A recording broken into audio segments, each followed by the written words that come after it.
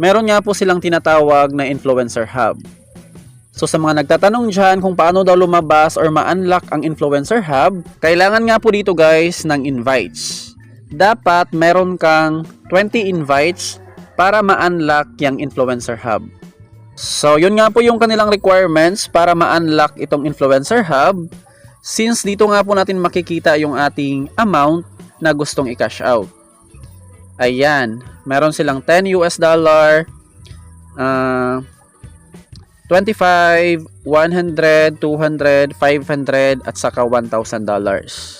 So dito guys, bawat amount, magkaiba yung kanilang required invites. Sa $10, 50 invites. Sa $25, bali 125 invites. Sa $100, 500 invites. Sa $200, 1,000 invites.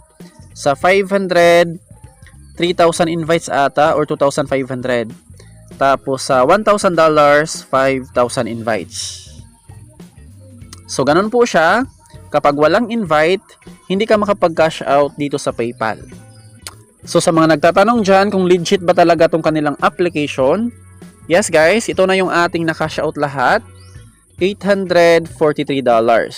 And then ito naman yung ating pinakabagong cash out. Na-receive natin siya February 11. Ito siya. Ayan guys, $100 from Sweatcoin.